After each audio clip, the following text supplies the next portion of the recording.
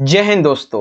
बहुत बहुत स्वागत है आप सभी का आज की इस वीडियो में। और आज की ये स्पेशल वीडियो मोस्ट इंपॉर्टेंट होने वाली है क्लास 12 के बच्चों के लिए। ठीक है, जैसा कि आप सभी को पता है कि अब जो आपका अगला सीबीएसई का बोर्ड का एग्जाम है वो है ज्योग्राफी का, यानी कि भूगोल का। ठीक है, जो कि आपका 2 मार्च 2023 को होने वाला है। तो अब हम तैयारी करेंगे ज्योग्राफी की बहुत बढ़िया तरीके से। ठीक है, तो शुरुआत हम आज से कर रहे हैं और आज की इस वीडियो में हम आपके ज्योग्राफी के बोर्ड के एग्जाम के लिए एक इंपॉर्टेंट जो सैंपल क्वेश्चन पेपर है उसको हम सॉल्व करने वाले हैं। ठीक है, और ये जो पेपर है बच्चों, इससे मैं आपको line to line, word to word बहुत अच्छे तरीके से समझाऊंगा। ठीक है, तो आप सभी वीडियो को कंप्लीटली देखना। और इससे पहले एक वीडियो थी बच्चों, जो आपका सीबीएसई का ऑफिशियल सैंपल पेपर था ना ज्योग्राफी वाला, वो मैं आपको ऑलरेडी सॉल्व करवा चुका हूं। इसीलिए ये हमारा सैंपल पेपर नंबर 2 होने वाला है और ऐसे ही आपके लिए 3-4 सैंपल पेपर अभी हम और भी लेके आएंगे। ठीक है, तो आइए शुरुआत करेंगे बिना देरी करते हुए।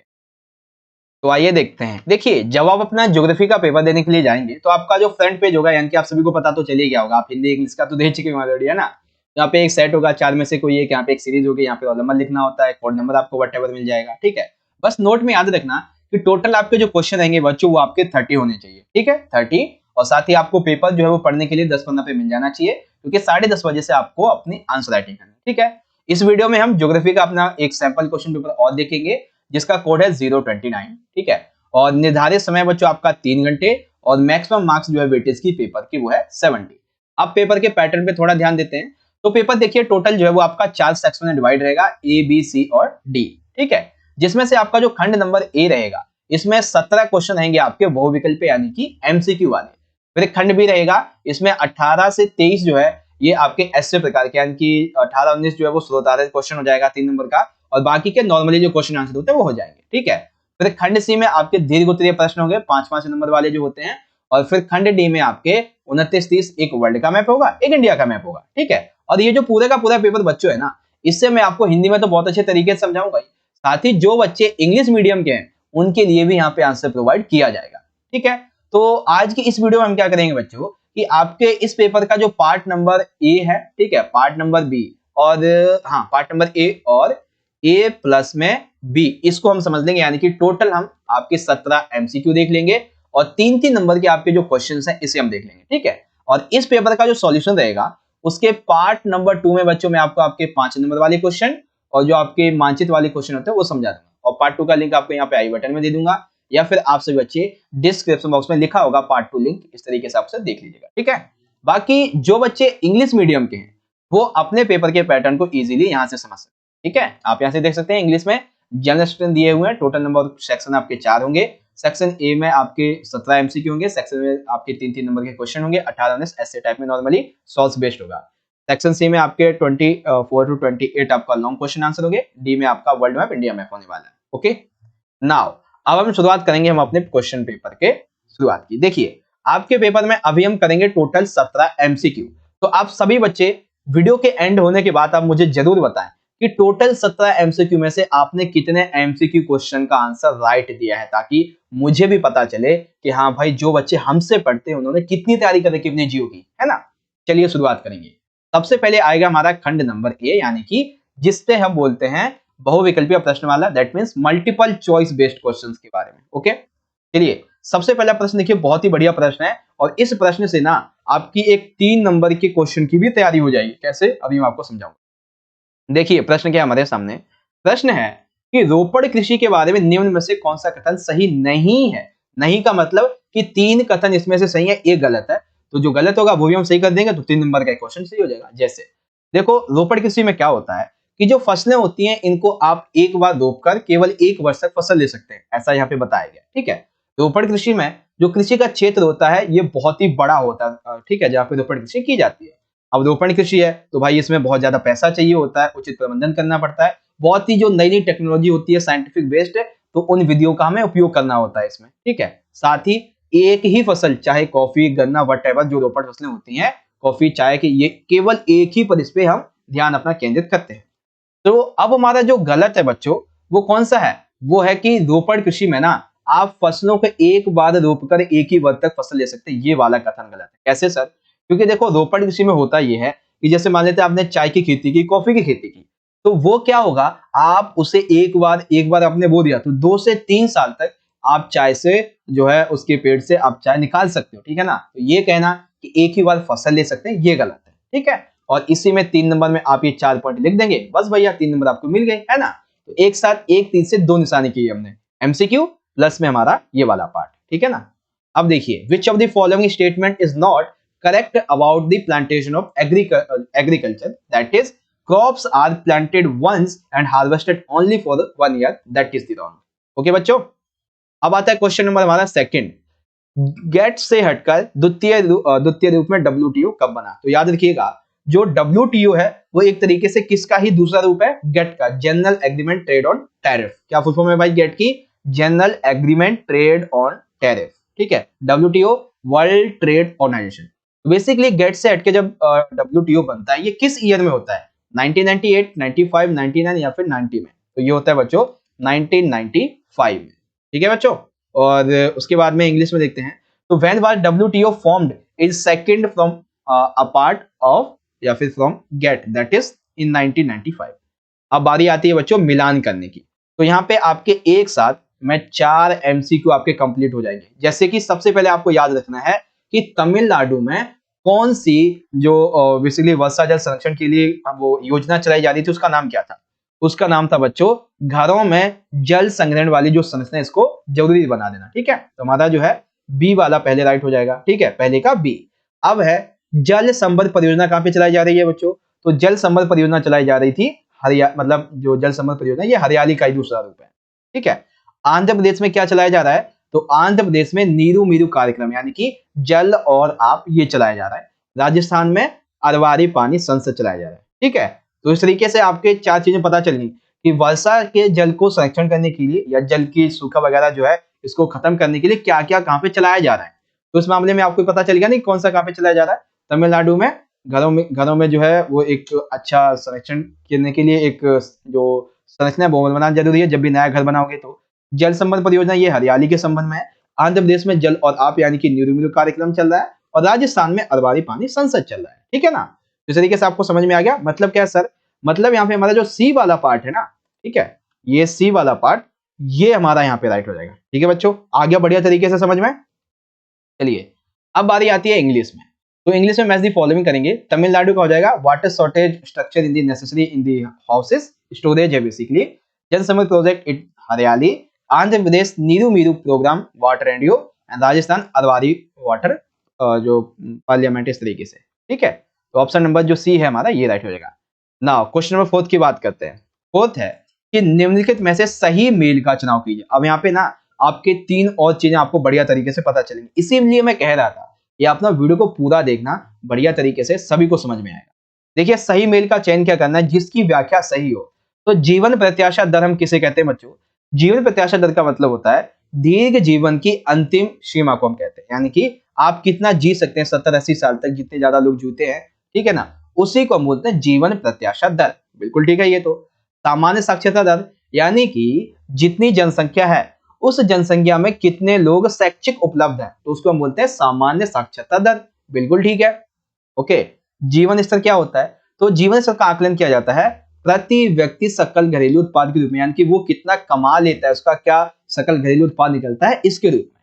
तो आपको तीनों अपार्ट समझ में आ गए ना कि जीवन प्रत्याशा क्या होती है, सामान्यता साक्षरता दर होती है और जीवन स्तर, ठीक है ना। Life expectancy, general literacy rate and standard of the living क्या होता है, सारी चीजें समझ गए ना। मतलब यहाँ पे जो हमारा चौथा वाला राइट है बच्चों, ठीक है ना, 4th वाला ऑप्शन राइट हो जाएगा, ठीक। आइए आगे बढ़ते हैं। अब है क्वेश्चन नंबर 5। यहाँ पे बच्चों प्रकार के आधार पे जो खनन नगर है इनके हमें पहचान करने की कौन सा सही है।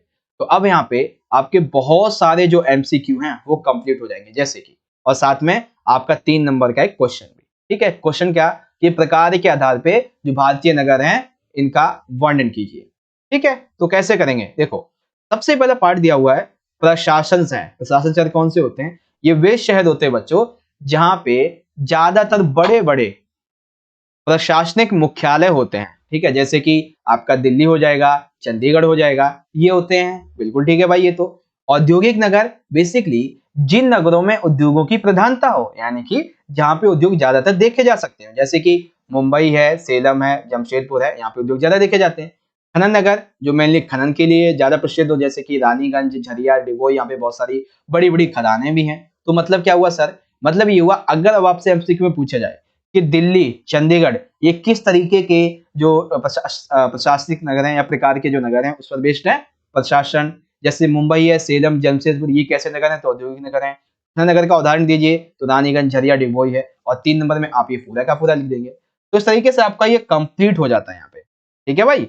अब सही विकल्प का अगर हम चयन की बात कर लेंगे तो पहला, दूसरा, तीसरा हमारा यहाँ पे राइट हो जाएगा। ओके, अब इसी को इंग्लिश में देखते हैं कि which of the following is the correct combination of the Indian CTs on the base of function. तो एडमिनिस्ट्रेटिव जो स्टेट्स हैं वो आ जाएंगे, इंडस्ट्रियल सिटी आ जाएगी, एंड माइनिंग टाउन्स जो है वो आ जाएगा। That means option number A is the correct answer of this one. Okay, now let's move the another question. I hope बच्चों आपको क्वेश्चन नंबर 5 बहुत अच्छी तरीके से समझ में आ गया होगा। आगे बात करते हैं।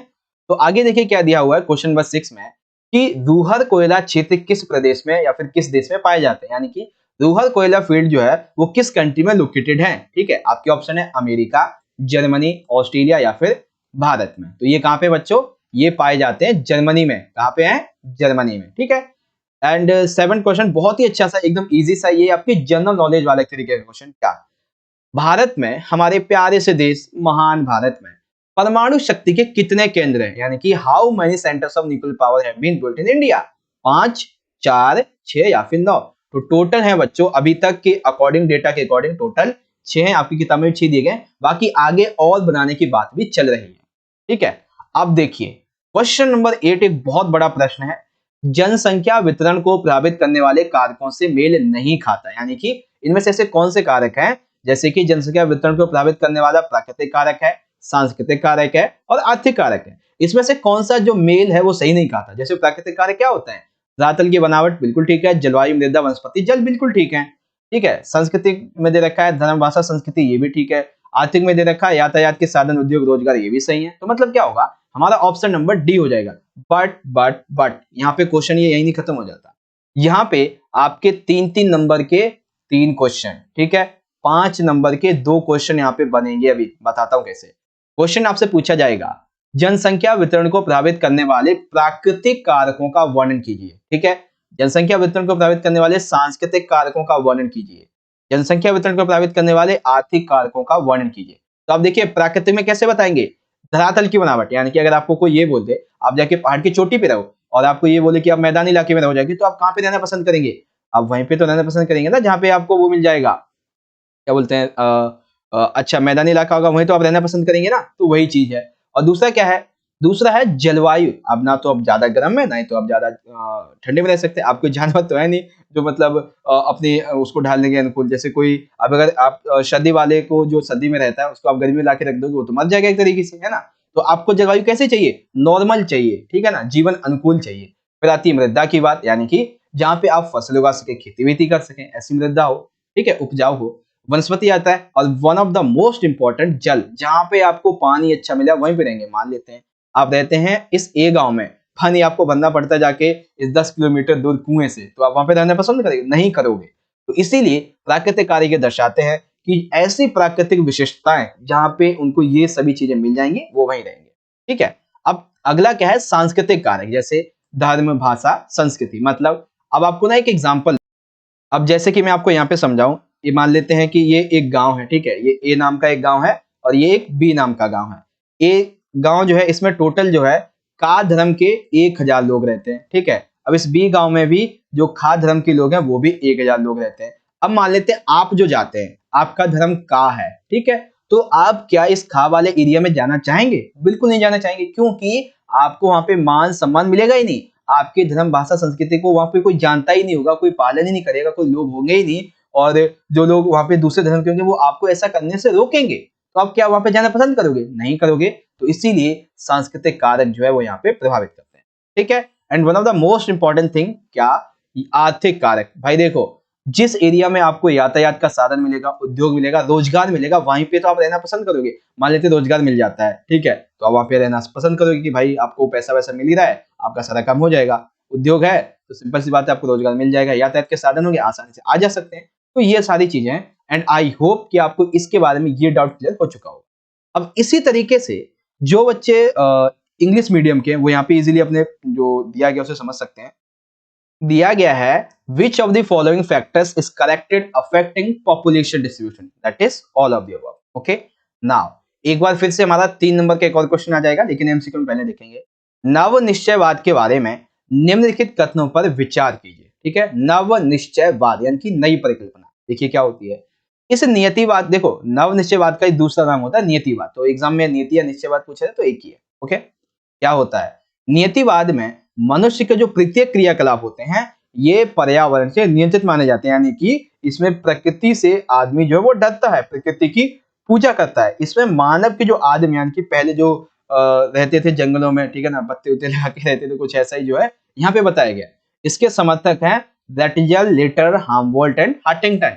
उदाहरण आदिवासियों की प्रकृति पर निर्भरता, इसको बोलते हैं नव निश्चयवाद। ठीक है ना, तो आपका यहाँ पे एक और 3 नंबर का क्वेश्चन कंप्लीट हो गया ना। नव निश्चयवाद के बारे में कौन से कथन सही है? सभी के सभी, that means option number A right है। तो देखो बच्चों, पेपर बहुत बहुत ज्यादा इंपॉर्टेंट है आपके लिए, इसीलिए मैं कहता हूं कि आप पूरा वीडियो देख लेना। ठीक है, consider the following statement about neo determinism. क्या है भाई इसके बारे में, आप इजीली यहां से समझ सकते हैं। चॉइस द करेक्ट ऑप्शन, तो ऑप्शन ए राइट हो जाएगा। चलिए अब देखते हैं क्वेश्चन नंबर 10। मुंबई पत्तन का दबाव कम करने के लिए किस अनुषंगी पत्तन को विकसित किया गया था? ठीक है, उसका नाम है इंदौर, जवाहरलाल नेहरू पत्तन, हल्दिया या फिर कोलकाता पत्तन। तो राइट आंसर क्या है बच्चों? राइट आंसर है option number B, Jawaharlal Nehru पत्तन। इंग्लिश में आएगा which subsidiary port was developed to reduce the pressure of Mumbai port, Jawaharlal Nehru port. Okay, अब आता है क्वेश्चन नंबर 11, अभिकथन कारण वाला है।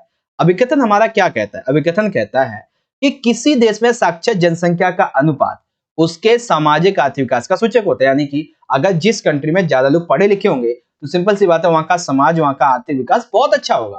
ठीक है, कारण क्या है? साक्षरता दर किसी भी देश की जनसंख्या का गुणात्मक पहलू है और किसी देश में साक्षर जनसंख्या का अनुपात उसके सामाजिक आर्थिक विकास का सूचक है। बिल्कुल ठीक है भाई, यहाँ पे कारण एकदम ठीक है और कथन भी बिल्कुल ठीक है। मतलब क्या होगा सर? ए वाला हमारा यहाँ पे राइट हो जाएगा। ओके बच्चों, अब इसी तरीके से इंग्लिश में पढ़ेंगे असेसन को। The proportion of illiterate population in the country is the indicator of its socio-economic development. बिल्कुल ठीक है। रीजन क्या है? Literacy rate is the qualitative aspect of the population of any country, and the proportion of the literate population in the country is an indicator of socio and economic development. ये right हो जाएगा। ठीक है भाई, देखो Hindi English जितना हो सकता है उतना मैं आपको बता देता हूँ। उसके बाद में आता है क्वेश्चन नंबर 12।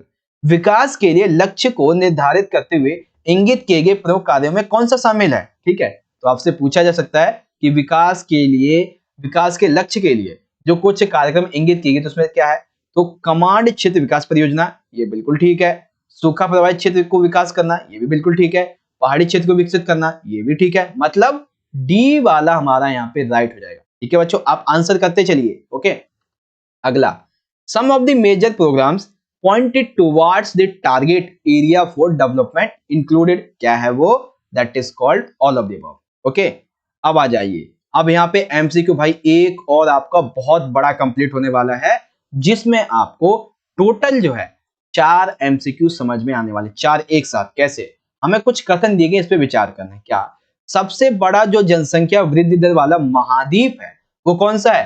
अफ्रीका महाद्वीप है, यानी कि अफ्रीका महाद्वीप में सबसे ज्यादा जनसंख्या वृद्धि दर देखी जाती है। ठीक है, उसके बाद दूसरा क्या है? जनसंख्या वृद्धि दर लगभग जहां पे जिस महाद्वीप में सबसे कम ही है वो क्या है? ये है यूरोपीय महाद्वीप। बिल्कुल ठीक है भाई।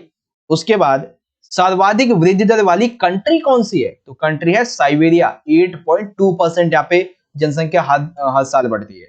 सबसे कम वृद्धि दर वाला देश कौन सा है? लेटाविया, 1.5%। तो ये भी हमारा सही है, यानी कि जनसंख्या वृद्धि को लेके अब अगर आपसे महाद्वीप पूछा जाए तो अफ्रीका महाद्वीप सबसे ज्यादा है, सबसे कम यूरोप में, सबसे ज्यादा किस कंट्री में होता है? साइबेरिया में कितना होता है? 8.2%, और सबसे कम लेटाविया में कितना होता है? 1.5%। आपको दिखा भी देता हूँ, ये देखो, ये एक सपोर्ट मटेरियल है। ठीक है, आपके यहाँ पे देख सकते हैं सारे के सारे लिखे हुए हैं, और भी एक आधा पॉइंट है यहाँ पे आप देख सकते हैं। ओके, चलिए अब सही विकल्प को चयन करेंगे तो ऑप्शन नंबर ए हमारा राइट हो जाएगा। ठीक है, अब इसी तरीके से इंग्लिश में continent with the highest population growth rate, continent of Africa. Population growth rate almost zero, that is continent of Europe. Highest growth rate country Siberia 8.2%, lowest growth rate country Latvia 1.5%। ठीक है, तो ए हमारा right हो जाएगा। Now question number 14, अब हमें यहाँ पे करना है मिलान। क्या करना है बच्चों? मिलान करना है। एक तरफ है उद्योग और एक तरफ है उसका वर्गीकरण। तो माचिस उद्योग कैसा उद्योग होता है बच्चों? जो हमारा माचिस उद्योग है वो कैसा होगा? माचिस होगा वन उद्योग, क्योंकि इसके लिए हमें लकड़ी चाहिए। ठीक है। शक्कर क्या है भाई? यहाँ पे कुछ देखते हैं, जैसे ऊनी वस्त्र उद्योग, ये कैसा है? ये पशु आधारित उद्योग होता है। ठीक है। सीमेंट क्या है? सीमेंट एक तरीके से हम ये कह सकते हैं कि एक सेकंड, हाँ अब थोड़ा समझ में आएगा। देखो, एक तरह से हम कह सकते हैं सीमेंट जो है ये एक खनिज उद्योग है। ठीक है। शक्कर क्या है? शक्कर जो है ये कृषि पर आधारित, एक सेकंड ना सही से लेके जाऊं, कई बच्चे कंफ्यूज हो जाएंगे, है ना।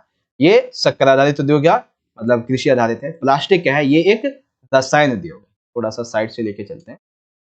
हाँ, प्लास्टिक जो है ये रसायन उद्योग है। तो इस तरीके से आपको क्या समझ में आया? यहाँ पे बी जो है ना, पहले का ई, दूसरी का डी, तीसरी का बी, चौथे का सी और पांचवे का ए, ये आपका राइट हो जाएगा। ठीक है। तो इस तरीके से आपका ये वाला पार्ट होता है कंप्लीट। पहले का है ई, दूसरे का है डी, तीसरे का है बी, चौथे का है सी और पांचवे का ए, इस तरीके से। ठीक है। अब यहीं पे आपका इंग्लिश में देखेंगे, इंडस्ट्री है match box, that is forest industry. ठीक है। शुगर जो है ये एग्रीकल्चर बेस्ड है। Woollen textile industry animal based है। सीमेंट एक मिनरल बेस्ड है एंड प्लास्टिक जो है वो केमिकल इंडस्ट्री। ठीक है, आ गया समझ में? अब इस तरीके से बी राइट हो जाएगा। नाउ अब बात करेंगे क्वेश्चन नंबर हमारे आएंगे 15 से 17, जो कि रहेंगे केस स्टडी पर आधारित। ठीक है, 15, 16, 17 तीन क्वेश्चन। केस स्टडी क्या है बच्चों? हमारी केस स्टडी है जनसंख्या वृद्धि अथवा जनसंख्या परिवर्तन का अभिप्राय किसी क्षेत्र में किसी समय निश्चित अवधि के दौरान बसे हुए लोगों की जनसंख्या परिवर्तन से। यानी कि जनसंख्या वृद्धि क्या कहलाती है? जनसंख्या वृद्धि या परिवर्तन का मतलब होता है कि किसी क्षेत्र में एक विशेष समय में जो लोगों में परिवर्तन होता है उसको बोलते हैं जनसंख्या वृद्धि। ये परिवर्तन कभी कम भी हो सकता है, कभी ज्यादा भी हो सकता है। इसे हम निरपेक्ष संख्या अथवा प्रतिशत के रूप में अभिव्यक्त किया जा सकता है। जनसंख्या परिवर्तन किसी क्षेत्र की आर्थिक प्रगति का, सामाजिक उत्थान का, ऐतिहासिक सांस्कृतिक पृष्ठभूमि का एक महत्वपूर्ण सूचक होता है। जैसे किसी कंट्री में उसका आर्थिक, मान लेते हैं कि वो ना डेली बेसिस का 100 रुपए कमाता है कंट्री, 10 लोग रहते हैं तो सब में 10 रुपए बढ़ जाते हैं डेली के। अगर वहीं पे यहाँ पे 10 लोग और आ जाएंगे तो 20 हो गया, मतलब उसकी आर्थिक व्यवस्था कमजोर हो जाएगी, सामाजिक स्थिति भी कमजोर होगी। ठीक है ना, ये चीजें होती है। ओके, आइए एक एक करके क्वेश्चन को देखेंगे। पहले इंग्लिश मीडियम के बच्चे यहाँ से पढ़ लेंगे। ओके, नाउ अब आता है क्वेश्चन नंबर 15। 15 क्या कहता है कि किसी क्षेत्र के एक विशेष समय में एक निश्चित अवधि के दौरान जो लोग वहां पे रहते हैं उनमें आने में जाने में जो भी वहां पे चेंजेस होते हैं लोगों की संख्या में, उसके परिवर्तन को क्या कहते हैं? सिंपल सी बात है भाई, जनसंख्या वृद्धि कहते हैं। What is the change in the number of people living in an area during a given period of the time called population growth? Okay. Now question number 16 is here कि भारत की जनसंख्या वृद्धि के बारे में कौन सा कथन सही है? अब यहाँ पे आपके दो क्वेश्चन कंप्लीट हो जाएंगे। ठीक है, कौन कौन से? भारत की जो जनसंख्या वृद्धि दर है वो 2001 में थी 102.70 करोड़, बिल्कुल ठीक है। 2011 में थी 2011 में थी 121.02 करोड़, तो यानी कि ये भी सही है। मतलब क्या है? मतलब सर इतना सा है कि यहाँ पे डी हमारा राइट हो जाएगा। ठीक है ना, जहां तक राइट है वो आपका डी हो जाएगा जहां तक है। ठीक है, which statement is correct about the population growth of India? D. अब आता है क्वेश्चन नंबर 17। ओ भाई साहब, कितने बढ़िया बढ़िया क्वेश्चन यहाँ पे ऐड किए गए, एक एक नंबर की क्वेश्चन है यहाँ पे। क्या क्वेश्चन सही है? देखिए क्वेश्चन क्या होता है कि कथनों में से हमें सही का चयन करना है। बहुत बढ़िया प्रश्न है बच्चों, एक नंबर का क्वेश्चन क्या है कि विश्व का सर्वाधिक लिंग अनुपात वाला देश कौन सा है? ठीक है, सबसे अधिक लिंग अनुपात किस कंट्री में पाया जाता है बच्चों? लेटाविया में है। ठीक है, और कितना लिंग अनुपात है? 1000 पुरुषों पर 1187 महिलाएं। देखो पहले आप समझ लो कि लिंग अनुपात का मतलब क्या होता है। लिंग अनुपात का मतलब होता है कि किसी कंट्री में प्रति 1000 फीमेल्स पर, ठीक है ना, प्रति 1000 फीमेल्स पर कितने पुरुष आते हैं, कितने मेल्स आते हैं। ठीक है, तो इस तरीके से जो विश्व का सर्वाधिक लिंग अनुपात वाला देश है जहाँ पे महिलाओं की संख्या पुरुषों के मामले 1000 से ज्यादा, तो वो लटाविया है। अगर वहां पे 1000 पुरुष है तो 1187 महिलाएं हैं, बहुत अच्छी बात। उसके बाद में विश्व का जो सबसे कम लिंग अनुपात है वो संयुक्त राज्य अमीरात में, संयुक्त अरब अमीरात में कितना? 1000 पुरुषों पर 468 महिलाएं। वहां तो आंकड़ा ही उलट गया, आधे से भी कम है। ठीक है, विश्व का लिंग अनुपात जो औसत है वो 1000 महिलाओं पर 190 पुरुष है। मतलब 1000 पे 990 है, ये गलत है क्योंकि विश्व का जो औसत लिंग अनुपात है ना वो है 1000, ठीक है ना, 1000 मेल्स पर 990 फीमेल यानी कि महिला, ठीक है। तो क्या मतलब हुआ सर हमारा, मतलब हमारा ये हुआ कि जो देश है बढ़ने वाला कम वाला ये तो ठीक है, मतलब कि सी हमारा यहाँ पे राइट हो जाएगा, जो गलत है वो हमारा डी वाला होगा, ठीक है। ये चीज यहाँ पे आगे। अब इसी तरीके से जो बच्चे इंग्लिश मीडियम के हैं यहाँ से देख लेंगे, choice the correct one from the following statement, A भी ठीक है, सी राइट हो जाएगा, ठीक है। अच्छा एक चीज, अब यहाँ पे ना आपको मैं दोबारा से जो जो इंपॉर्टेंट वाले क्वेश्चन थे उनको एक बार दोबारा से आपको यहाँ पे रिपीट करवा देता हूँ, जिसमें one of the most important question था पहले तो कि हमें यहाँ पे चयन करना था कि कौन कौन सा क्या क्या इसमें से सही था, ठीक है ना। तो अब बच्चे आप सभी याद रख लेना कि पेपर में आ सकता है कि तमिलनाडु में जल संरक्षण के लिए क्या चलाया जा रहा है, तो तमिलनाडु में जल संरक्षण के लिए चलाया जा रहा है घरों में एक ऐसी संरचना बनाओ जो वर्षा के जल को संग्रहण करे। जल संबंध परियोजना हरियाली का संबंध है। आंध्र प्रदेश में एक कार्यक्रम चलाया जा रहा है नीरू मीरू यानी कि जल और आप, और राजस्थान में चलाया जा रहा है अरवारी पानी संसद। याद रखें इस बात को, ठीक है। जिसमें ज्यादा बड़े बड़े क्वेश्चन वो मैं आपको समझा दूंगा। उसके बाद आपको याद रखना है कि प्रशासन शहर कौन से होते हैं, औद्योगिक नगर कौन से होते हैं, खनन नगर कौन से होते हैं, ठीक है। जैसे प्रशासन दिल्ली चंडीगढ़ जहाँ पे प्रशासनिक कार्यालय मुख्यालय ज्यादा होते हैं, औद्योगिक जहाँ पे उद्योग ज्यादा होते हैं, मुंबई सेलम जमशेदपुर। खनन नगर जहाँ पे ज्यादा खनन पाए जाते हैं, खनिज कार्य होते हैं, रानी चरियागंज, रानीगंज डिगबोई, ये सारे, ठीक है। अब इसी तरीके से और भी आ जाते हैं, जैसे कि जनसंख्या वितरण को प्रभावित करने वाले कार्य कौन कौन से हैं, तो भाई प्राकृतिक कारक होते हैं, सांस्कृतिक होते हैं, आर्थिक होते हैं। और साथ ही ये भी याद रखिएगा कि इसमें किस तरीके से ये प्रभावित करते हैं, मैं आपको वर्णित करके ऑलरेडी समझा चुका हूँ, याद रखें इस बात को, ठीक। फिर आगे नवनिश्चयवाद के बारे में आपका 3 नंबर का क्वेश्चन बढ़िया तरीके से समझा है, आप याद रखना पूरा का पूरा।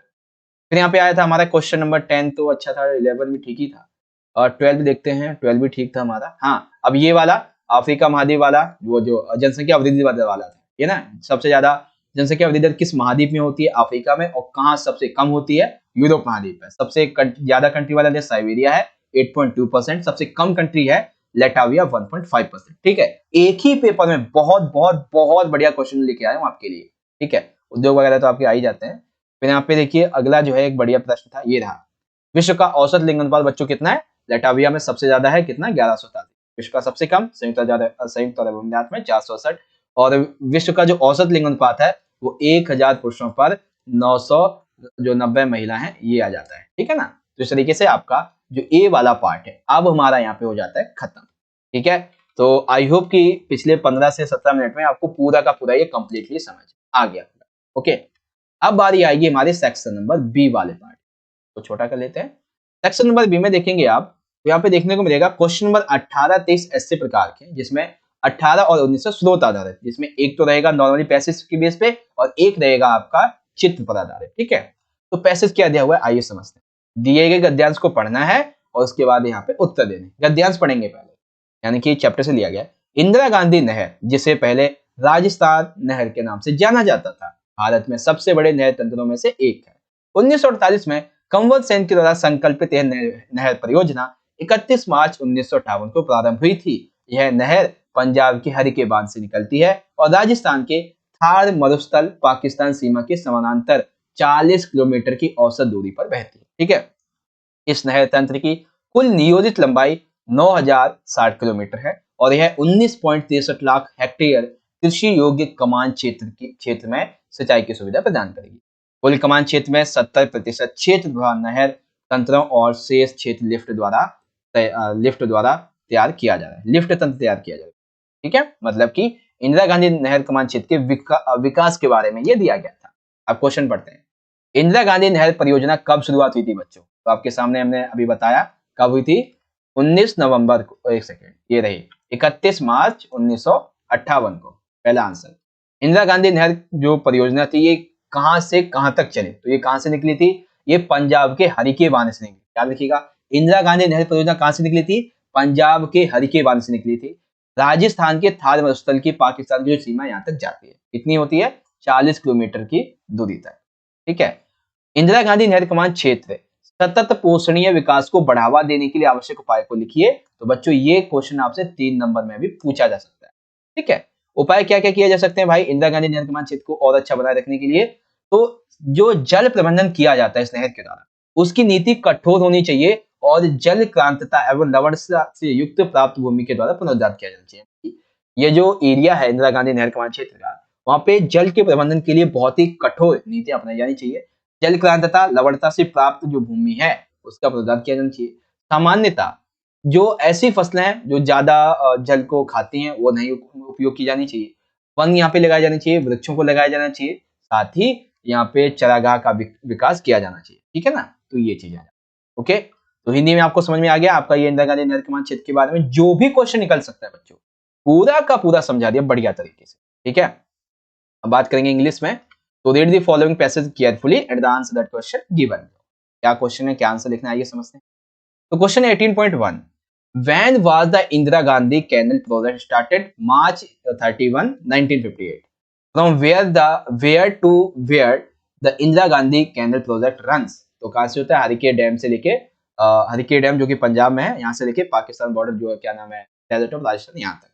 Write the measures required to promote sustainable development in the Indira Gandhi Canal command area that is called option। मतलब यहाँ पे ऑप्शन क्या है, यहाँ पे तो पूरा कंप्लीट है। ठीक है, अब आता है हमारा क्वेश्चन नंबर 19 में दिए गए चित्र को ध्यान से देखें, उत्तर दीजिए। क्वेश्चन क्या है, ए और बी विधियों की पहचान करते हुए नाम लिखिए। तो ए और बी कैसी कैसी विधियां हैं, ए पे आप देख सकते हैं यहाँ पे एक व्यक्ति नॉर्मली बैठा हुआ है, वो खनन कर रहा है, तो ये क्या कहलाता है, वित्तीय, यानी कि जो ऊपरी है धरातलीय खनन होता है। लेकिन बी देखिए यहाँ पे जमीन के अंदर तक खनन किया जा रहा है, मशीन द्वारा एक बंदा यहाँ पे देखिए खनन कर रहा है कुछ लेके एरो जैसा, तो ये क्या कहलाता है, ये कहलाता है कूपकी खनन, यानी कि भूमिगत खनन। ठीक है, ए और बी वाला पार्ट।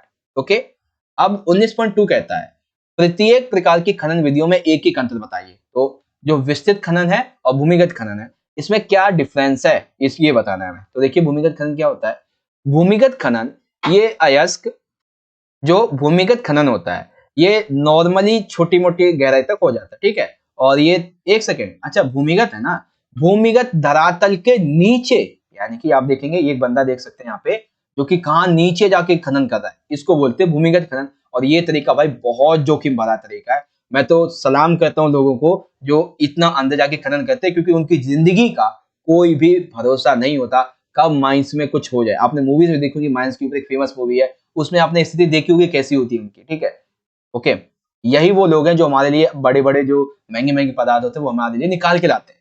धरातलीय खनन क्या होता है, सिंपल सी बात है, खनिजों का सबसे सस्ता तरीका होता है, कम खर्चा लगता है और आसानी से हो जाता है। नॉर्मली जो है धरातल के ऊपर थोड़ा खोद लीजिए, कुछ मिल गया तो ठीक है, हो गया काम। ठीक है, इसको बोलते हैं। अब इसी पर बेस्ड एक और क्वेश्चन है, खनन कार्य को प्रभावित करने वाले किसी एक कारक को बताइए। यानी कि यहाँ पे कोई खनिज कार्य किया जाएगा तो वहां पे जो भी कारक होता है उसको आपको बताना है। तो भाई देखो यहाँ पे ना आपके 3 नंबर के 2 क्वेश्चन और 5 नंबर का एक क्वेश्चन कंप्लीट होगा। कैसे पूछा जाएगा आपसे, खनन को प्रभावित करने वाले कार्यों का वर्णन कीजिए, कारकों का। तो एक भौतिक कारक आ जाएगा, जहां पर भी खनन किया जाएगा आप ऐसी जगह पर एक तो खनिज करेंगे ना, खनन करेंगे जहां पे आपको अयस्क अच्छा मिल जाएगा, जहां पे आपको पता लगे यहाँ पे सोना है, हीरा है, जो भी महत्वपूर्ण खनिज है, लोहा, मैग्नीशियम, तो आप वहीं पे तो करेंगे, वहां पे आपको अच्छी गुणवत्ता मिलेगी, वहां पे अच्छा भंडार होगा, तभी तो करेंगे। पता चले 2 महीने तक खुदाई की, उसके बाद कुछ मिला ही नहीं। ठीक है, पता चले वहां पे आपने 10 साल तक मतलब एक आधा महीने जो है अपना खुदाई करवाया, आपको मिलता रहा, उसके बाद में खनिज मिलना खत्म हो गया, तो ऐसी जगह आप करेंगे नहीं करेंगे। उसी की जगह आपको ऐसी जगह मिले जहाँ पे आपको पता लगे अरे यहाँ तो हजारों साल तक खनिज खत्म नहीं होगा, जितना खोदेंगे उतना ही मिलता जाएगा, मिलता ही जाएगा, वहीं पे आप करेंगे, है ना। फिर आर्थिक कारक आ जाता है। आर्थिक कारक कैसे, देखो खनिज बेसिकली आप कैसा खनिज करोगे, जैसे मान लेते हैं मार्केट में मांग है हीरे की, तो क्या आप पत्थर को खोजने जाओगे? मार्केट में मांग है सोने की, क्या आप चांदी को खोजने जाओगे? नहीं जाओगे। तो इसीलिए आर्थिक कारक के अंतर्गत खनिज की मांग को सबसे पहले देखा जाता है, उसके बाद में उसको कैसे निकाला जाए, क्या उसकी तकनीक होती है, उसका उपयोग कैसे करेंगे, उसके लिए पूंजी कैसे लगानी है, यातायात की सुविधा वहां पे है या नहीं, पता चले अंटार्कटिका में जाके आप खनन कर रहे हैं वहां पे बर्फ का, ठीक है, तो वहां पे सुविधा तो होगी नहीं यातायात की, करेंगे नहीं करेंगे, यही चीज है। और यही इसी को आपको बढ़ा करके 3-3 नंबर में या फिर 5 नंबर में से पूछा जा सकता है। ठीक है ना, तो देखिए बच्चों मेरा एक बेसिक सा फंडा है कि मैं ना आपको कम से कम समय में ज्यादा से ज्यादा बढ़िया तरीके से समझाऊं, इसीलिए मैं हर एक पेपर में ऐसे क्वेश्चन उठाता हूं जिसमें बहुत अच्छी तरीके से सब कुछ समझा। ठीक है, आइए बात करेंगे इंग्लिश में। तो ए एंड बी दिया हुआ है, identify the name and A and B method, that is open cast mining या फिर surface mining, and well mining B या फिर अंडरग्राउंड माइनिंग बी कहलाता है। Mention one difference between each type of mining. तो underground mining and surface mining क्या होती है समझ जाएंगे आप। And the last one, mention any one factor affecting mining operation. तो फिजिकल फैक्टर है एंड इकोनॉमिक फैक्टर्स है। ओके भाई, समझ गए अच्छे तरीके से। अब हमारे क्वेश्चन आंसर आ जाएंगे, जिसमें देखिए पहले ही क्वेश्चन में बच्चों आपको चॉइस मिल गई। मैं आपको बता दूं, 3-3 नंबर के पहले ही क्वेश्चन में आपको चॉइस मिल गया। अभी हो सकता है आगे और मिले, बता दूंगा आपको। बने रहेगा वीडियो को। वीडियो अच्छी लगे तो लाइक शेयर तो करना, और चैनल को भाई सब्सक्राइब तो जरूर कर लेना ऐसे इंपॉर्टेंट वीडियोस के लिए। क्वेश्चन क्या है 20। क्वेश्चन कहता है भारतीय अर्थव्यवस्था में कृषि का क्या महत्व है तथा भारतीय कृषि की कोई 4 समस्याएं बताइए। अब यहाँ पे देखिए मैंने ना 2 क्वेश्चन आपके एक साथ ऐड किया है। वैसे आपसे एक क्वेश्चन पूछा जाएगा, या तो भारतीय अर्थव्यवस्था में कृषि का महत्व पूछ लिया जाएगा, ठीक है, एक अलग से, या तो भारतीय कृषि के कोई 4 आपसे समस्या पूछ ली जाएंगी 3 नंबर में अलग से। तो इसीलिए देखो दोनों ही क्वेश्चन एक साथ मैंने ऐड कर दिए ताकि एक ही बार में सारी चीजें समझा सकूं, ठीक है।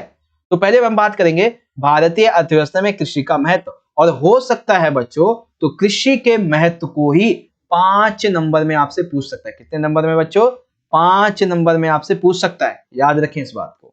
आइए समझते हैं। देखो भारत जो है ये कृषि प्रधान देश है। हम सभी को पता है भारत की तकरीबन 75% जो जनसंख्या है वो कृषि ही करती है। इसीलिए भारतीय अर्थव्यवस्था में कृषि का बहुत महत्व है।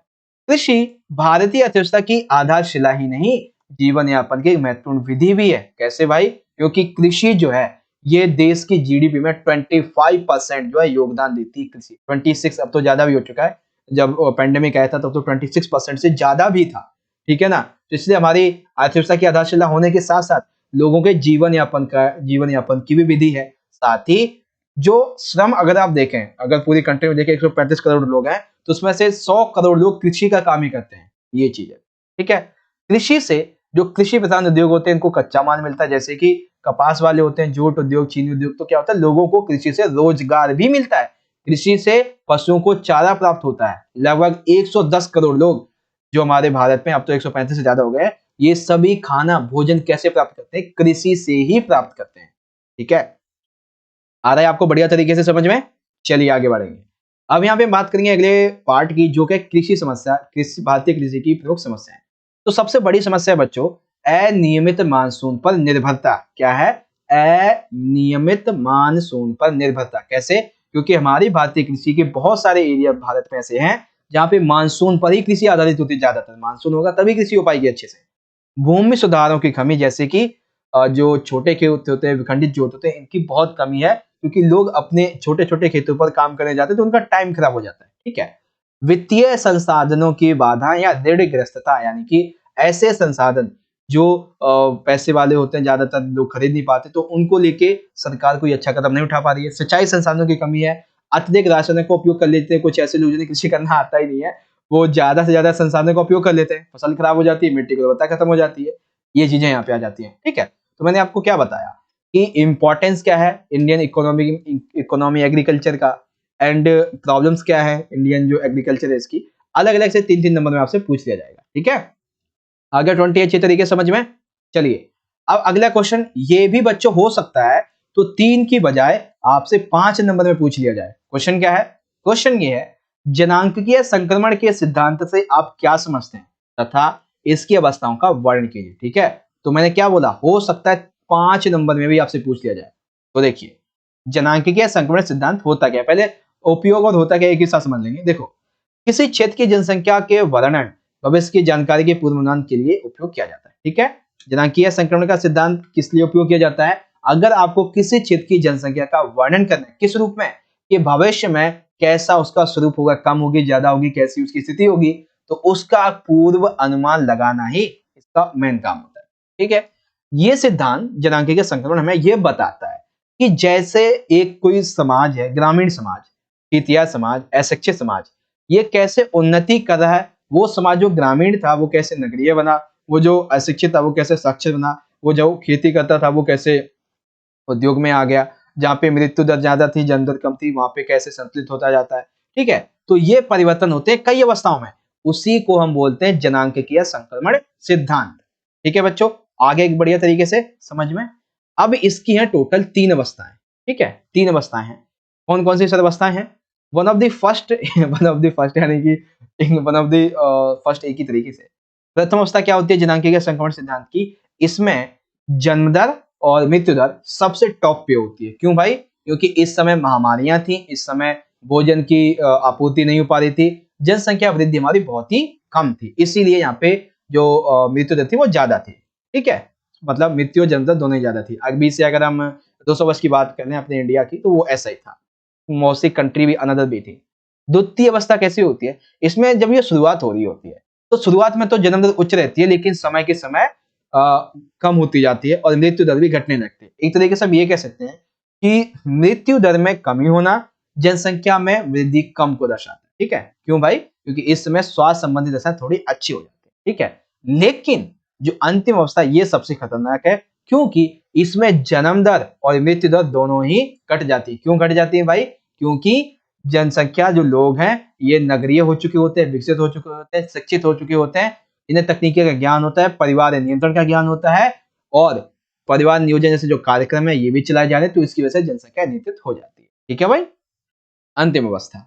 तो तीनों अवस्था आपको समझ में आ गई जनांकीय संक्रमण सिद्धांत की। तो याद रखिएगा बच्चों, आपसे ये प्रश्न मोस्ट प्रोबेबली 5 या 3 नंबर में जरूर आएगा, जरूर जरूर आएगा ये प्रश्न, याद रखिएगा। ठीक है, तो यहां तक अभी देखो, अगर मैं आपको कंटिन्यूअसली समझाऊं तो 3 नंबर के आपके 4 क्वेश्चन कंप्लीट हो गए, 5 के भी 3-4 कंप्लीट हो गए मान लीजिए। वैसे तो पेपर में तो तीन का ही अभी एक ही हुआ है ना। अब आता है अगला question, what is the importance of agriculture in Indian economy and write any 4 major problems of Indian agriculture. क्या क्या प्रॉब्लम्स है सबसे पहले देखेंगे, इंपॉर्टेंस आ जाते हैं सबसे पहले। The importance of agriculture in India, that is all of the above. ठीक है ना, आप यहां से समझ लीजिए सारी की सारी बातों को मैंने आपको पढ़ के समझा दिया हिंदी में। इंग्लिश मीडियम के बच्चे इजीली अपने आप अपना जो पेपर है उसको इजीली यहां से पढ़ सकते हैं। ठीक है, आगे बात करेंगे। तो following are the main problems of the Indian agriculture, ये क्वेश्चन आपसे 3 नंबर्स में अलग से पूछा जा सकता है, याद रखिएगा। ठीक है बच्चों, तो इंपॉर्टेंस क्या है इंडियन एग्रीकल्चर में, मतलब इंडियन इकोनॉमी एग्रीकल्चर की, and problems. The second question, what do you understand by the theory of demographic transition and describe it's stages. तो क्या क्या बेसिकली हम कह सकते हैं कि होता क्या है डेमोग्राफिक ट्रांजिशन एंड क्या इसकी स्टेजेस हैं विकसित होने की, वो समझाइए। तो demographic transition is use for can be used to describe the population of an area and the forecast future population. Future के लिए हम यहाँ पे अंदाजा लगाते हैं। तो स्टेजेस क्या हैं? Stage number 1, there is high birth rate and high death rate as per the from that is pandemic unhappy supply food, इस तरीके से uncertain. And second is initially the birth rate and high decrease the with the time, and final stage that is called, एक तरीके से हम इसको ये बोलते हैं growth at the slow rate, या फिर ये तो स्टेबल हो जाती है या फिर स्लो हो जाती है। ओके, अब आता है क्वेश्चन नंबर 21। अब 21 क्वेश्चन ये है, प्रतिकूल लिंग अनुपात और अनुकूल लिंग अनुपात में क्या अंतर है। आप पहले समझिए जो लिंग अनुपात है इसका क्या मतलब होता है। लिंग अनुपात का मतलब होता है प्रति 1000 पुरुषों पर कितनी महिलाएं हैं, how many females on the, या फिर हाउ मैनी एक सेकेंड, हाँ, हाउ मैनी फीमेल्स ऑन, क्या बोलते हैं इसको, एक सेकेंड, मेल्स, इस तरीके से है ना। जैसे टोटल 1000 पुरुषों पर महिलाओं की संख्या है 990, तो हम क्या कहेंगे यहाँ पर ये जो है लिंग अनुपात है कम। वहीं अगर ये स्थिति उलट जाए, 990 हो जाए मेल और फीमेल हो जाए 1000, ठीक है, तो लिंग अनुपात कैसा होगा, प्लस में जाएगा। ये चीजें यहाँ पे आ जाती है। ठीक है, थोड़ा मैथ भी आता है। अब देखिए लिंग अनुपात क्या है, प्रति 1000 पुरुषों की संख्या पर स्त्रियों की संख्या। प्रतिकूल का क्या मतलब होता है?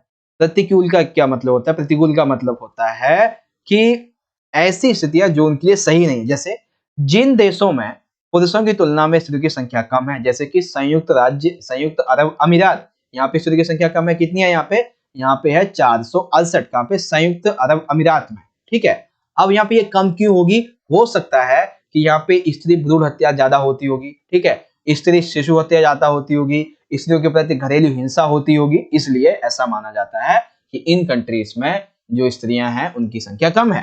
ठीक है, तकरीबन 72 कंट्री इसमें शामिल होती है। ठीक है, वहीं अगर हम बात करें अनुकूल की, तो अनुकूल का मतलब होता है पॉजिटिव वे में हम इसे ले सकते हैं। जैसे जिन कंट्रीज में पुरुषों की तुलना में स्त्रियों की संख्या अधिक होगी, हम वहां पे निश्चित रूप ये कह पाएंगे कि यहाँ पे महिलाओं की स्थिति अच्छी होगी। कैसे? महिलाओं को शिक्षा मिली होगी, महिलाओं को रोजगार मिलता होगा, महिलाओं के जीवन के विकास के लिए अनुकूल दशाएं जैसे रोटी कपड़ा मकान शिक्षा हॉस्पिटल ये अच्छे से मिलता होगा। साथ ही सरकारी नीतियों में भी इनके लिए अच्छी नीतियां बनाई गई होंगी। ज्यादातर विश्व के जो देश हैं 139 प्लस वो इसी में शामिल होते हैं। ठीक है, तो प्रतिकूल लिंग अनुपात क्या होता है? ठीक, उसके बाद अनुकूल लिंग अनुपात क्या होता है? आई होप आप अच्छे तरीके से समझ गए होंगे। ठीक है बच्चों, चलिए अब जो बच्चे इंग्लिश मीडियम के हैं वो क्वेश्चन के आंसर को एक ही बार में देख सकते हैं यहां से। Explain the difference between adverse sex ratio and favourable sex ratio.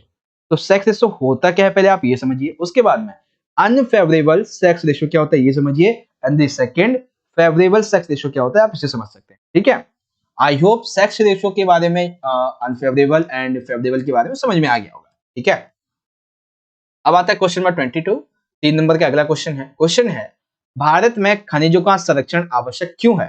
ठीक है, तो ये क्वेश्चन आपका 3 नंबर में आ जाएगा और 5 नंबर में अगर आएगा तो आपसे पूछ लिया जाएगा कि हम खनिजों का संरक्षण कैसे कर सकते हैं।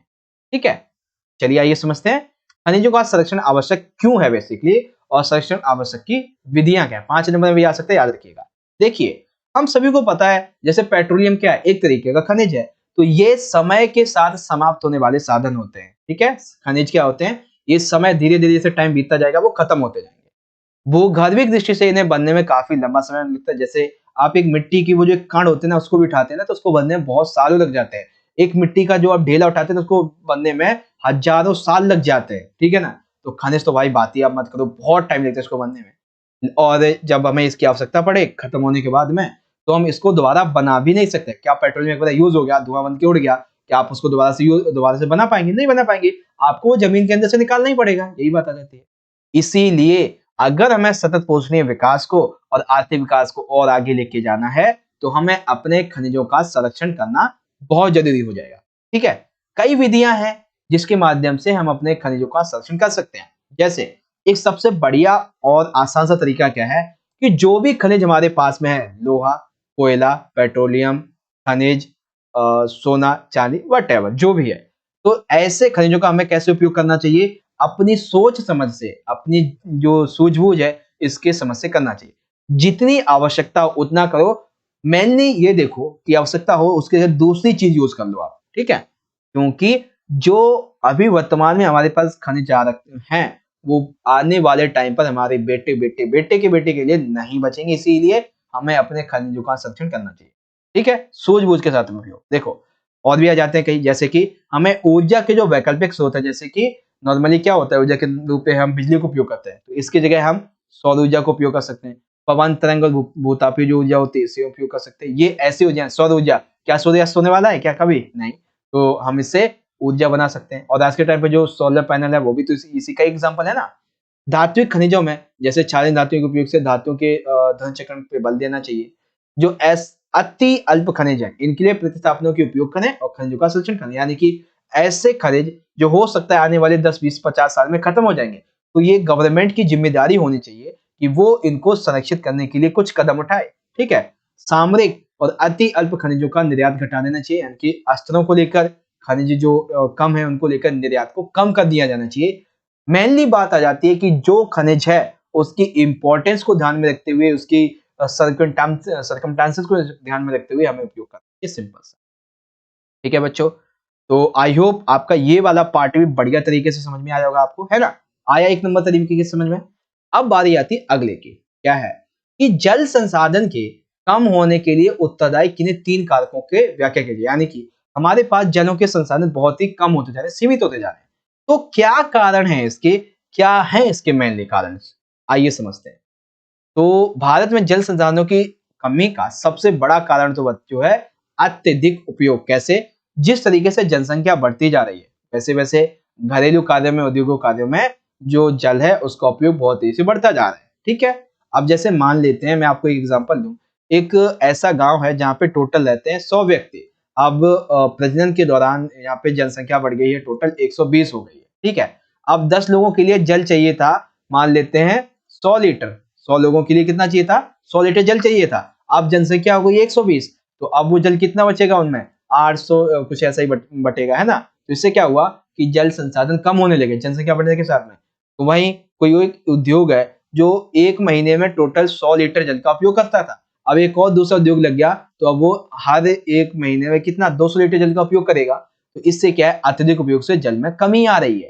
ठीक, के बाद में और कई जगह तो ये है कि दुरुपयोग होता है, जैसे कोई कार वॉशिंग कर रहा होता है तो पाइप को खुला ही छोड़ देता है, अरे पैसा बिजली का बिल भर देंगे, अरे बिजली का बिल तो भर दोगे लेकिन ये पानी जो खराब हो रहा है इसका क्या करोगे, नाले में जाके खराब ही तो होना ये, और क्रंकी ट्यूब तो तुम्हारा नाली है, फालतू में ये खराब ही हो जाएगा, ये चीजें आ जाती हैं। उसके बाद में दूसरा, नगरीय क्षेत्रों का धरातल क्रंकी ट्यूब होना, क्रंकी यानी कि कंकड़ों वाला, जैसे कि पक्का होना एक तरीके से। तो जैसे जैसे हम अपना विकास करते जा रहे हैं, हमारा औद्योगिकरण होता जा रहा है, हम औद्योगिकरण और ज्यादा करते जा रहे हैं, तो इसकी वजह से क्या है कि हमें परिवहन अच्छा चाहिए, तो इसके लिए हमने रोडों को कैसा बना दिया, क्रंकी ट्यूब बना दिया। तो जब भी गलती से बारिश हो जाती है, पानी कुछ हानि होती है रोडों पर, तो वो क्या होता है, उसका रिसाव जो है वो पुनः जमीन में नहीं जा पाता है, इसीलिए भौम जल संसाधनों में कमी आती जा रही है। ठीक है, अब है तीसरा पार्ट, तीसरा है वर्षा जल संग्रहण के संबंध में जागरूकता की कमी। क्योंकि देखो वर्षा जल एक ऐसा हमारा वर्षा जल संग्रहण एक ऐसा जो क्षेत्र है कि इस मामले में ना हम पानी इतना ज्यादा इकट्ठा कर सकते हैं, इतना ज्यादा इकट्ठा करते हैं जिसकी कल्पना नहीं है। आप सोच के देखो कि एक ऐसा एरिया, ये मैं एक रियलिटी की बात बताता हूँ आपसे थोड़ा इस क्वेश्चन से हटके, आप सोच के देखो एक गांव ऐसा है जहाँ पे उसको टोटल डेली जो वो 100 लीटर पानी चाहिए, ठीक है, और वहां पे पानी उसे मिल नहीं पाता, और गलती से बारिश होती है, तो उन्होंने जल संरक्षण की ऐसी ऐसी विधियां अपनाई हुई है, जैसे किसी ने जो है मतलब संरचना बना रखी है अपने घरों में, जैसे अभी हमने देखा था, ठीक है, कोई जो है जैसे स्विमिंग पूल टाइप में होता है तो ऊपर छत पे एकदम साफ कर रखा है, बारिश होगी पानी के एकत्र हो जाएगा। हालांकि पीने के लिए तो नहीं, बाकी सब काम के लिए तो उपयोग कर सकते हैं, और नहाने के लिए भी नहीं कर सकते, तो बाकी के जो हमारे काम होते हैं, कपड़े उपड़े धोने के लिए, भैंस गाय को नहलाने के लिए, रोड वोड पोछा वोछा लगाने के लिए तो हो ही जाएगा ना। तो ऐसे वर्षा का जल संरक्षण किया जा सकता है, ये एक रियलिटी है, और लोगों को इस बात का पता ही नहीं है कि वर्षा का जल कितना ज्यादा इंपॉर्टेंट होता है अगर हम इसको संरक्षण करें। तो इसीलिए हमें कई ऐसी विधियां हमें लागू करनी पड़ेंगी जिससे लोग इसका संग्रहण करना शुरू कर दें। ठीक है, अगला क्या है, जलवायविक दशा में परिवर्तन, यानी जलवायु दशा में परिवर्तन क्या कहलाता है, ये बच्चों एक ऐसा कारक है जिसमें जलवायु की दशा में परिवर्तन के कारण मानसून में परिवर्तन आ जाता है। जैसे कि क्या होता है, जैसे जलवायु परिवर्तन यानी कि मानसून पर डिपेंड करता है जल का, ठीक है। उसके बाद कृषि कार्य में अत्यधिक उपयोग होता है, क्योंकि लोग सोचते हैं ज्यादा ज्यादा हम सिंचाई करेंगे तो उतनी ज्यादा हमारी फसल बढ़ेगी, इसी लेकिन ऐसा होता नहीं है, तो कृषि कार्य में ये ज्यादा उपयोग हो जाता है, इसलिए भी काम है। ठीक है, तो आई होप, वैसे तो ये जो क्वेश्चन मैंने वीडियो में समझा थे 3 नंबर के एक भी क्वेश्चन नहीं है, क्वेश्चन सारे आपके 5 नंबर वाले हैं। ठीक है, आगे अब आता है इसको इंग्लिश में देखेंगे, why conservation of minerals is necessary in India, how can we protect them. तो because of that mineral get depleted over time and we cannot immediately replenish that one on the same time. Following are the methods of conservation mineral, ठीक है ना, यानी कि following are the methods of mineral conservation।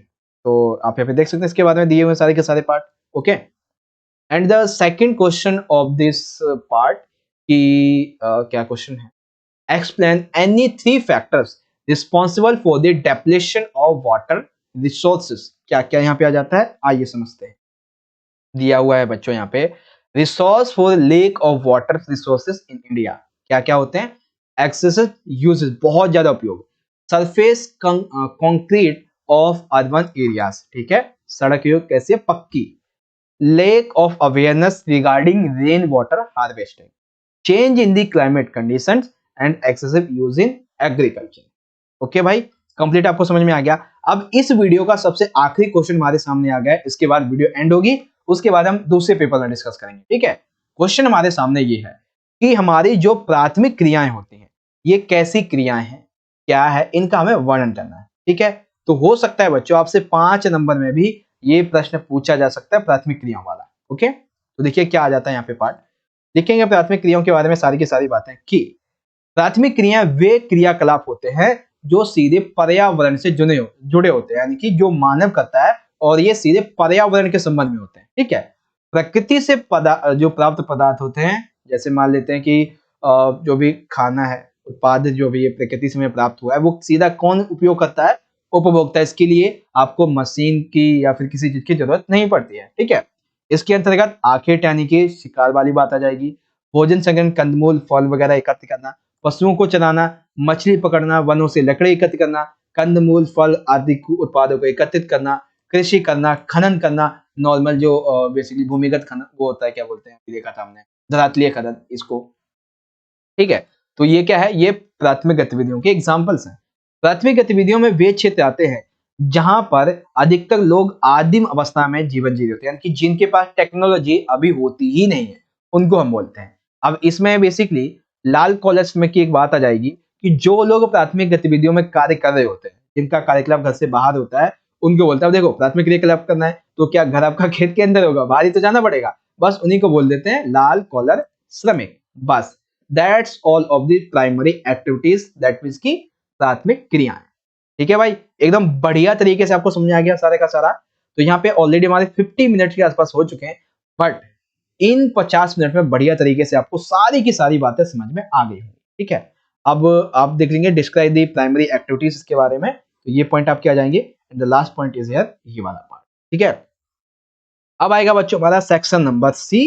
ठीक है, section number C जिसमें 5 number के question होंगे। सेक्शन नंबर डी जिसमें 5 नंबर के 2 मैप होंगे, एक इंडिया वाला एक वर्ल्ड वाला। इसको मैं समझाऊंगा आपको पार्ट नंबर 2 में, और पार्ट 2 का वीडियो का लिंक आपको यहाँ पे आई बटन में दे दूंगा या फिर आपको डिस्क्रिप्शन बॉक्स में दे दूंगा, वहां से आप जाके देख लेना। ठीक है, लेकिन इससे पहले एक चीज यहाँ पे हम थोड़ी सी और देख लेते हैं, फिर हम आगे बढ़ेंगे। तो आई होप बच्चों कि आप सभी को आज की ये वाली जो वीडियो थी बहुत बहुत ज्यादा इंपॉर्टेंट थी, आप सभी को बहुत अच्छे तरीके से समझ में आ गई होगी। ठीक है, देखिए बच्चों, अगर आपको वीडियो अच्छी लगी है तो क्या कीजिए, जितना हो सके उतना आप इस वीडियो को लाइक कीजिए, क्योंकि आप जितना ज्यादा लाइक करेंगे बच्चों वीडियो को, उतना ज्यादा हमारा और मोटिवेशन बढ़ेगा ऐसी वीडियोस को बनाने के लिए। और अगर आपको रियलिटी में अच्छी लगी तो शेयर तो आप कर ही देंगे। ठीक है, लाइक तो करना ही करना, और शेयर तो आप कर ही देंगे, क्योंकि आपका दोस्त जो है वो भी अच्छे से तैयारी कर पाएगा इसी माध्यम से, है ना। शेयर जरूर कर देना। और जिन बच्चों ने अभी तक हमारे चैनल को सब्सक्राइब नहीं किया है, कर लीजिए, क्योंकि भाई ऐसे ही इंपॉर्टेंट वीडियोस हम आपके लिए आगे और भी लेके आने वाले हैं। ठीक है, तो आप सभी से मिलते हैं अगली वीडियो में, तब तक के लिए आप पढ़ते रहिएगा और अपने पेपर की अगले एग्जाम की तैयारी करते रहिए। मिलेंगे आपसे नेक्स्ट वीडियो में, तब तक के लिए धन्यवाद। जय हिंद, वंदे मातरम।